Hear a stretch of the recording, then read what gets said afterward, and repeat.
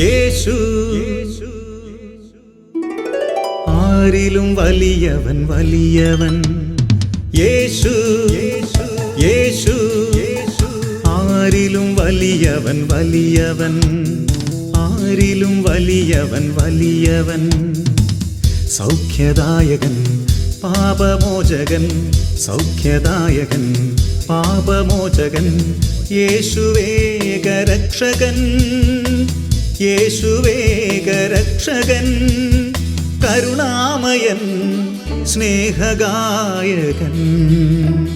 കരുണാമയൻ സ്നേഹഗായകൻ. യേശു യേശു ആരിലും വലിയവൻ വലിയവൻ. ആരിലും വലിയവൻ വലിയവൻ. യേശുവിൽ പ്രിയപ്പെട്ടവരെ, അനന്തമായ ദൈവത്തിൻ്റെ സ്നേഹം, ദൈവത്തിൻ്റെ കരുണ നമ്മുടെ മേൽ, നമ്മുടെ കുടുംബങ്ങളുടെ മേൽ കർത്താവ് ചൊരിഞ്ഞുകൊണ്ടിരിക്കുക. നമ്മളൊക്കെ പാപികളായിരുന്നിട്ടും ബലഹീനരായിട്ടും അടിക്കടി തെറ്റുകളൊക്കെ സംഭവിച്ച് വീണു പോയിട്ടും നമ്മളെ ഉപേക്ഷിക്കാതെ കരുണയോടെ താങ്ങുന്ന ഈശോ, ആ ഈശോയുടെ വലിയ ആ സ്നേഹത്തിന് നമുക്ക് നന്ദി പറയാം. ഈശോയുടെ കരങ്ങളിലേക്ക് നമ്മളെ തന്നെ നമുക്ക് വിട്ടുകൊടുക്കാം. നമുക്കൊക്കെ ജീവിതത്തെക്കുറിച്ച്, ഭാവിയെക്കുറിച്ച് ആകുലതകളുണ്ട്, പ്രയാസങ്ങളുണ്ട്. ഭാവി എങ്ങനായിത്തീരും, വിഷമങ്ങളൊക്കെയുണ്ട്. പ്രത്യേകിച്ച് ഈ കാലഘട്ടം ഇപ്പോൾ ഉള്ള ഈ പകർച്ചവ്യാധി, സാമ്പത്തിക ഞെരുക്കങ്ങൾ, പ്രതികൂല സാഹചര്യങ്ങളൊക്കെ നമ്മളെ വേദനിപ്പിക്കുന്നുണ്ട്. പക്ഷേ നമ്മൾ യേശുവിൻ്റെ കൂടെയാണെങ്കിൽ യേശു നമ്മളെ പരിപാലിക്കും. നമ്മൾ നീതീകരിക്കപ്പെടുന്നത്, നമ്മൾ അനുഗ്രഹിക്കപ്പെടുന്നത് എല്ലാം യേശുക്രിസ്തുവിലൂടെയാണ്. റോമാലേഖനത്തിൽ 3-ാം അധ്യായത്തിൻ്റെ 21 മുതൽ 26 വരെയുള്ള തിരുവചനങ്ങൾ. നിയമവും പ്രവാചകന്മാരും സാക്ഷ്യപ്പെടുത്തിയിട്ടുള്ള ദൈവനീതി നിയമത്തിലൂടെ അല്ലാതെ ഇപ്പോൾ വെളിപ്പെട്ടിരിക്കുന്നു. പഴയ നിയമത്തിൻ്റെ പശ്ചാത്തലം എന്ന് പറയുന്നത് മോശയുടെ നിയമത്തിലായിരുന്നു എല്ലാ കാര്യങ്ങളും ചെയ്തിരുന്നത്. മോശയുടെ നിയമം എന്ന് പറയുന്നു. പഴയ നിയമ കാലഘട്ടം നിയമാനുഷ്ഠാനത്തിലാണെങ്കിൽ പുതിയ നിയമകാലഘട്ടം കൃപയുടെ യുഗമാണ്. നമ്മൾ കൃപയുടെ യുഗത്തിലാണ്. യോഹന്നാന്റെ സുവിശേഷം 1-ാം അധ്യായത്തിൽ 16, 17, 18 വചനങ്ങൾ പറയുന്നു. അവൻ്റെ പൂർണ്ണതയിൽ നിന്ന് നാമെല്ലാം കൃപയ്ക്കുമേൽ കൃപ സ്വീകരിച്ചിരിക്കുന്നു. ക്രിസ്തുവിൻ്റെ പൂർണ്ണതയിൽ നിന്ന് നാം എല്ലാവരും കൃപയ്ക്കുമേൽ കൃപ സ്വീകരിച്ചിരിക്കുന്നു. ഇത് ദൈവ കൃപയുടെ യുഗമാണ്. പാപം വർദ്ധിച്ചുകൊണ്ടിരിക്കുക, ദൈവകൃപയും വർദ്ധിക്കുകയാണ്. അവൻ്റെ പൂർണ്ണതയിൽ നിന്ന് നാമെല്ലാം കൃപയ്ക്കുമേൽ കൃപ സ്വീകരിച്ചിരിക്കുന്നു. എന്തുകൊണ്ടെന്നാൽ നിയമം മോശ വഴി നൽകപ്പെട്ടു, കൃപയും സത്യമാവട്ടെ യേശു ക്രിസ്തു വഴി ഉണ്ടായി. പഴയ നിയമ കാലഘട്ടം എന്ന് പറയുന്നത് നിയമാനുഷ്ഠാനത്തിൻ്റെ ബലത്തിലായിരുന്നു. നിയമം അനുഷ്ഠിക്കുന്നവർക്കാണ് സ്വർഗരാജ്യം. ആ നിയമത്തിൽ മുറുകെ പിടിച്ച ഒരു തത്വസംഹിതയാണ് പഴയ നിയമ കാലഘട്ടത്തിൻ്റെ പശ്ചാത്തലത്തിൽ നമ്മൾ കാണുന്നത്.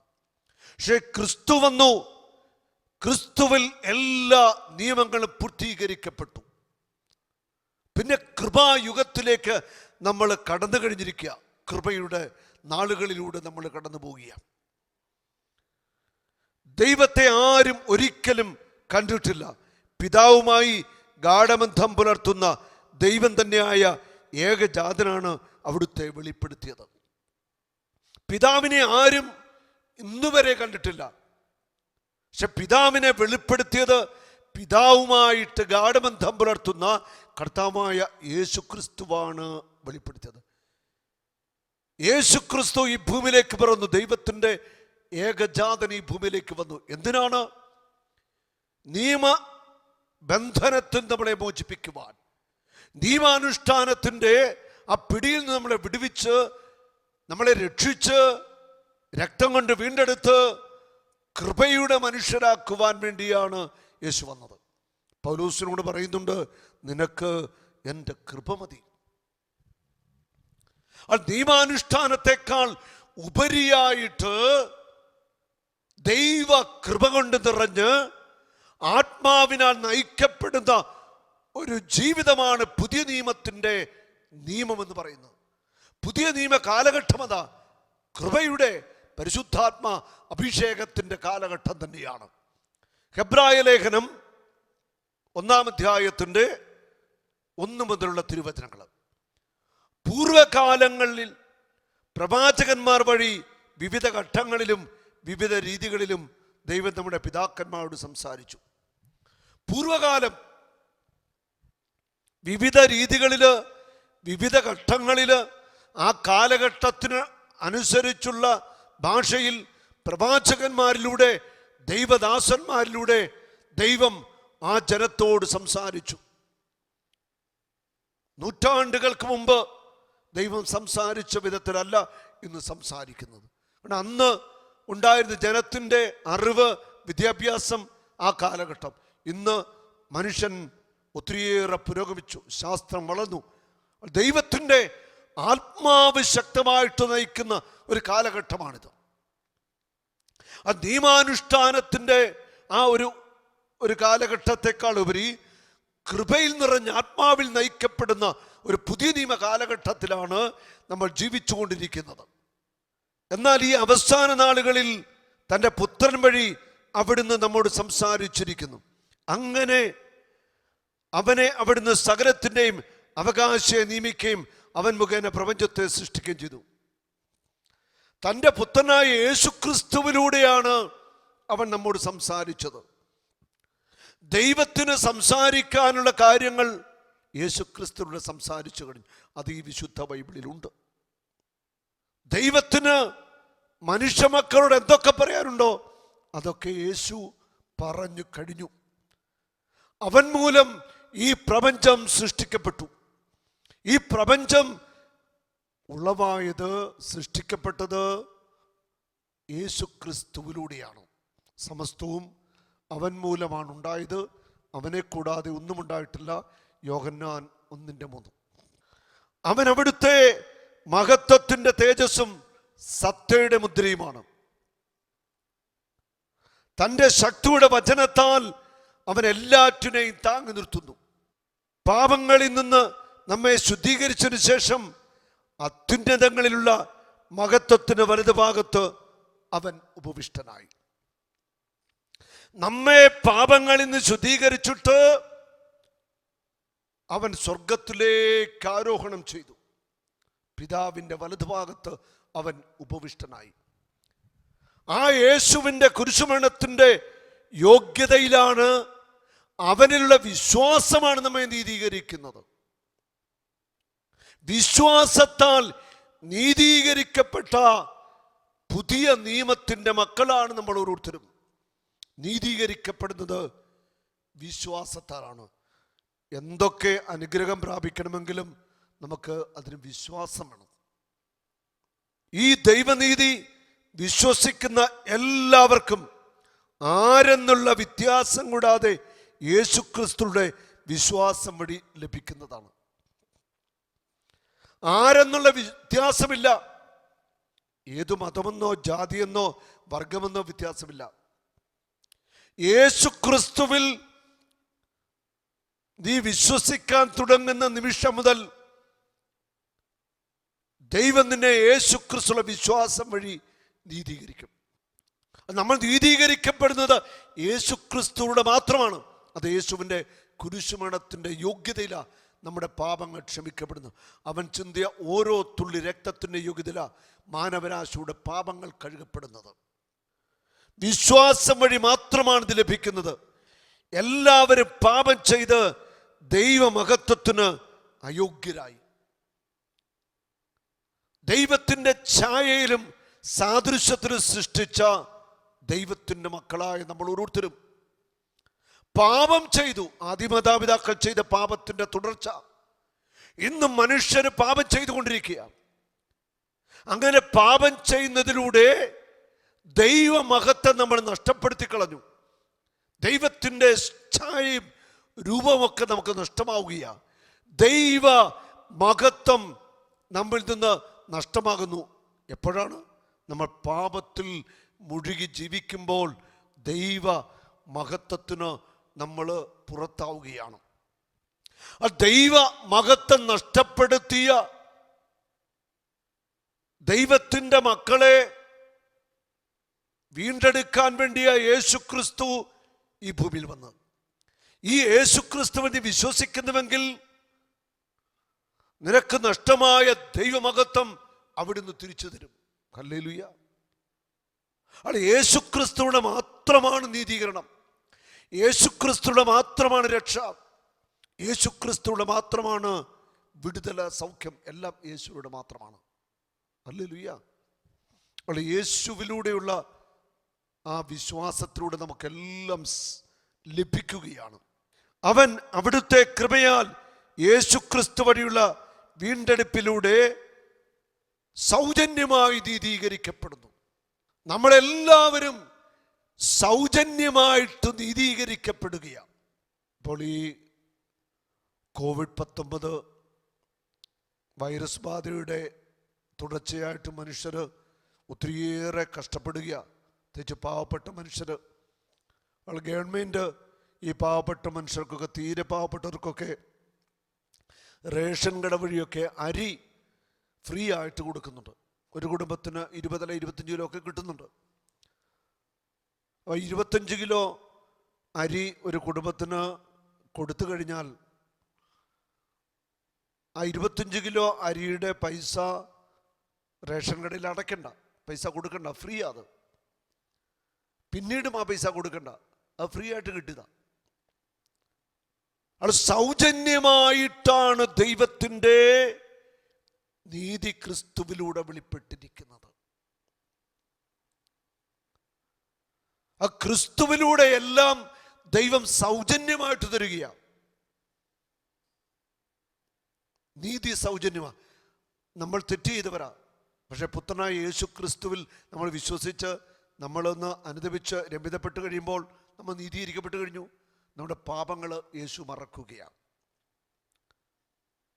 സൗജന്യമായിട്ട് എല്ലാം തരുന്നു എന്ന് പറയുമ്പോൾ, യേശു നിനക്ക് രോഗശാന്തി നൽകിയാൽ അത് സൗജന്യമാണ്. ഒരു ഫീസും ഒരു സ്തോത്രകാഴ്ചയും ഒരു നേർച്ച കാഴ്ചകളും യേശുവിന് കൊടുക്കേണ്ട ആവശ്യമില്ല നിനക്കൊരു രോഗശാന്തി കിട്ടുവാൻ. ഹല്ലേലൂയ. നീ കണ്ണുനീരോടെ പ്രാർത്ഥിച്ചു, അനേക വർഷങ്ങളായിട്ട് മക്കളില്ല, പ്രാർത്ഥിച്ചു. ഞാൻ ഓർക്കുകയാണ്, ഈ അടുത്ത നാളിൽ നമ്മുടെ ധ്യാനത്തിൽ പങ്കെടുത്ത ഒരു കുടുംബം 19 വർഷമായിട്ട് മക്കളില്ല. 2 മാസം മുൻപ് അവർക്കൊരു ആൺകുഞ്ഞ് പിറന്നു. ആ കുഞ്ഞുണ്ടായപ്പോഴേ വിളിച്ചു വിവരം പറഞ്ഞു. 19ാമത്തെ വർഷം ഒരു ആൺകുഞ്ഞിനെ കർത്താവ് കൊടുക്കുകയാണ്. അവർ വന്ന് 5 ദിവസം നമ്മുടെ ധ്യാനത്തിൽ താമസിച്ച് പങ്കെടുത്ത് വിശ്വാസത്തോടെ കണ്ണുനീരോടെ പ്രാർത്ഥിച്ചു. ആ കുഞ്ഞിനെ അവർക്ക് കിട്ടിയത് സൗജന്യമായിട്ടാണ്. ആ ദൈവത്തിൻ്റെ ദാനമാണ്. ഒരു രോഗശാന്തി കിട്ടുന്നു, മക്കളെ കിട്ടുന്നു, ജോലിയില്ല, പ്രാർത്ഥിച്ചു. ഇതാ അത്ഭുതകരമായിട്ട് കർത്താവ് ജോലി നൽകുന്നു. ദൈവം എല്ലാം നൽകുന്നത് സൗജന്യമായിട്ടാ. ഇത് യേശു ക്രിസ്തുവിലൂടെയാണ് നമുക്ക് അവിടുന്ന് സൗജന്യമായിട്ട് നൽകുന്നത്. അവിടെ എല്ലാ അനുഗ്രഹങ്ങളും യേശു ക്രിസ്തുവിലൂടെയാണ് മാനവരാശിക്ക് ലഭിച്ചുകൊണ്ടിരിക്കുന്നത്. യേശു നമുക്ക് രക്ഷ നൽകുന്നു, നിത്യജീവൻ നൽകുന്നു, അനുഗ്രഹം നൽകുന്നു, മക്കളെ നൽകുന്നു, ജോലി നൽകുന്നു, നല്ല ബിസിനസ് നൽകുന്നു, നല്ല ബുദ്ധിശക്തി തരുന്നു. എല്ലാം സൗജന്യമാണ്. നമ്മുടെ പ്രാർത്ഥനയോ ഉപവാസമോ നമ്മൾ ദേവാലയത്തിലിട്ട നേർച്ച കാഴ്ചകളുടെ വലിപ്പമോ അല്ല നമ്മൾ അനുഗ്രഹിക്കപ്പെട്ടതിൻ്റെ കാരണം. ഞാനും നിങ്ങളും അനുഗ്രഹിക്കപ്പെട്ടതിന് ഒറ്റ കാരണമേ ഉള്ളൂ. എനിക്ക് വേണ്ടി എൻ്റെ യേശു സഹിച്ചു, മുറിവേറ്റു, പീഡയേറ്റു വാങ്ങി. എൻ്റെ പാപങ്ങളെല്ലാം അവൻ ക്ഷമിക്കുന്നു. സൗജന്യമാ നമുക്ക് കിട്ടുന്ന ഏറ്റവും വലിയ സൗജന്യ അനുഗ്രഹമാ പാപമോചനം. ദൈവനീതി സൗജന്യമാ. നമ്മൾ കോടതിയിൽ ഒരു കേസ് നടത്തണമെങ്കിൽ, സത്യമായ കേസാണെങ്കിലും കള്ളക്കേസാണെങ്കിലും വക്കീലിന് ഫീസ് കൊടുക്കണം, അല്ലാതെ ആരും കേസ് നടത്തില്ല, അല്ലേ? കേസ് നടത്തിയാലും നിനക്ക് നീതി ലഭിക്കണമെന്നൊരു നിർബന്ധവുമില്ല.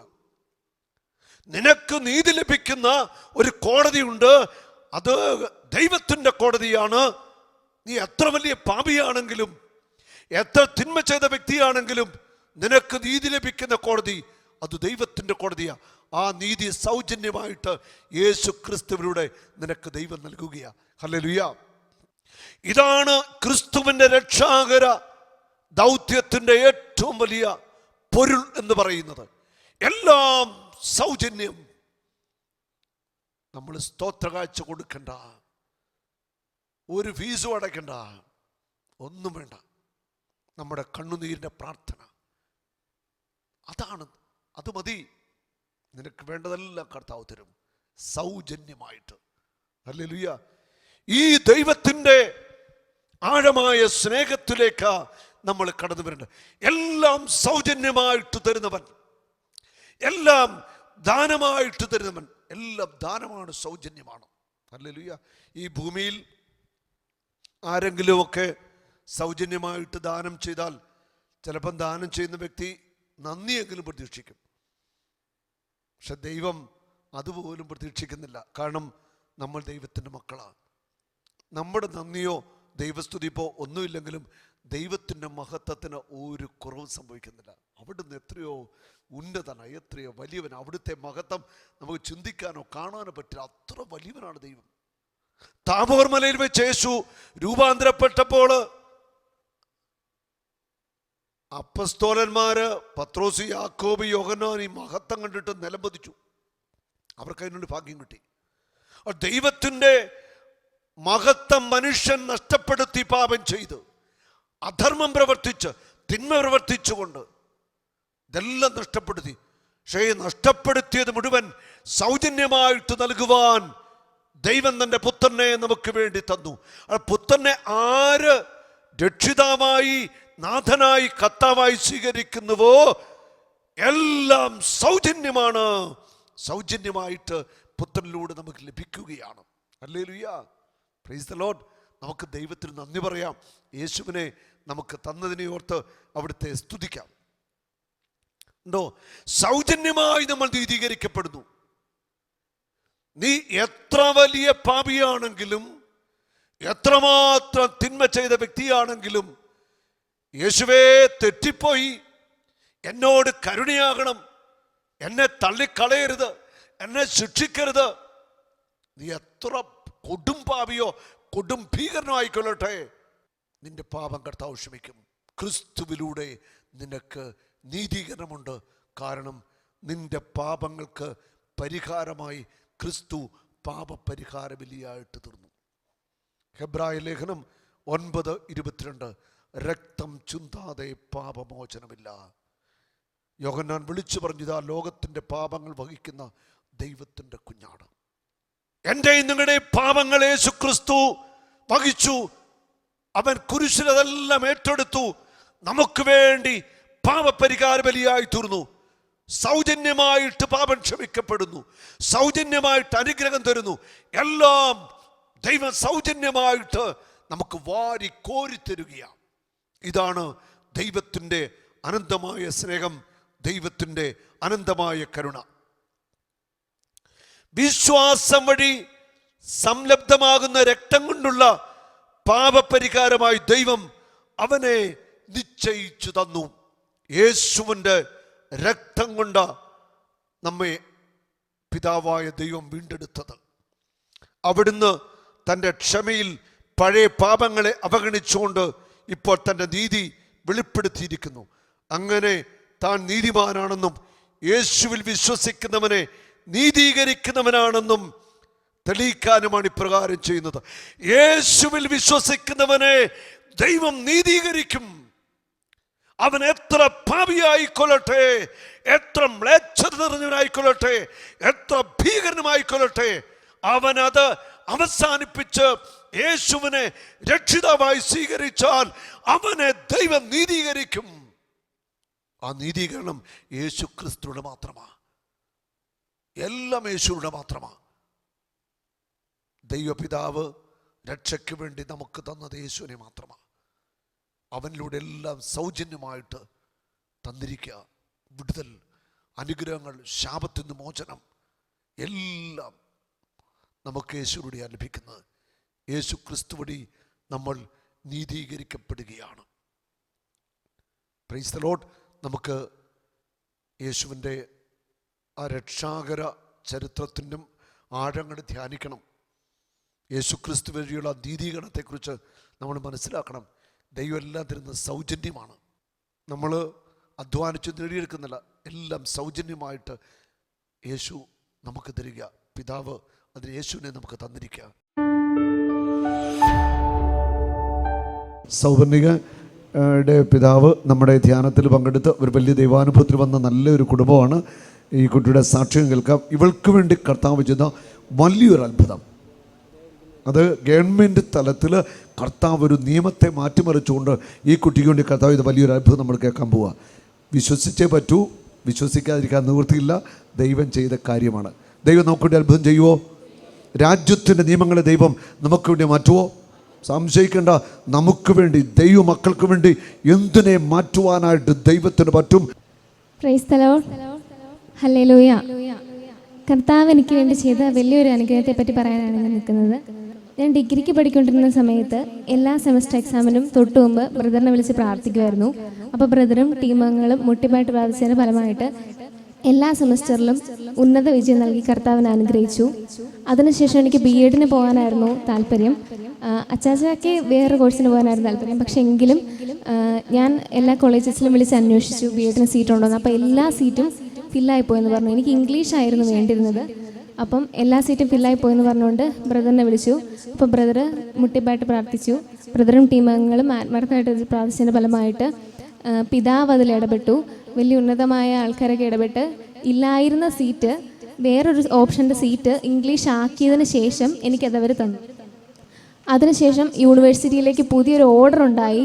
ഇല്ലാത്ത സീറ്റ്, വേറൊരു ഓപ്ഷൻ്റെ സീറ്റ് ഇല്ല, കുട്ടികൾ കൂടുതലുള്ള സമയത്ത് വേറൊരു സീറ്റായിട്ട് കൊടുക്കാമെന്ന് പുതിയൊരു ഉത്തരവ് യൂണിവേഴ്സിറ്റി ഇറക്കി. ദൈവം നമുക്ക് വേണ്ടി പ്രവർത്തിക്കുന്നവരാണ്. നമ്മുടെ മക്കൾക്ക് വേണ്ടി കർത്താവ് പ്രവർത്തിക്കും. ഹൃദയം നുറുങ്ങി പ്രാർത്ഥിക്കുന്ന മാതാപിതാക്കന്മാരുണ്ടോ? ദൈവസന്നിധിയിൽ ആരെങ്കിലുമൊക്കെ കരങ്ങൾ വിരിച്ചു പിടിക്കാനുണ്ടോ? ഉറപ്പാണ് നമുക്ക് വേണ്ടി കർത്താവ് അത്ഭുതകരമായിട്ട് ഇടപെടും. നിയമത്തെ മാറ്റിമറിക്കുവൻ അത്ഭുതങ്ങൾ ചെയ്യുന്ന ഒരു ദൈവത്തിലാണ് നമ്മൾ വിശ്വസിക്കുന്നത്. പറഞ്ഞേ, എൻ്റെ കർത്താവ് അത്ഭുതങ്ങളുടെ ദൈവമാണ്. എന്റെ കർത്താവ് അത്ഭുതങ്ങളുടെ ദൈവമാണ്. വിശ്വസിച്ച് പറ, എന്റെ കർത്താവ് അത്ഭുതങ്ങളുടെ ദൈവമാണ്. എന്റെ കർത്താവ് അത്ഭുതങ്ങളുടെ ദൈവമാണ്. എന്റെ കർത്താവ് അത്ഭുതങ്ങളുടെ ദൈവമാണ്. എന്റെ കർത്താവ് അത്ഭുതങ്ങളുടെ ദൈവമാണ്. Hallelujah, hallelujah, hallelujah, hallelujah. യേശുവേ യേശുവേ നീ മാത്രം ഉന്നതൻ. യേശുവേ യേശുവേ നീ മാത്രം രക്ഷകൻ.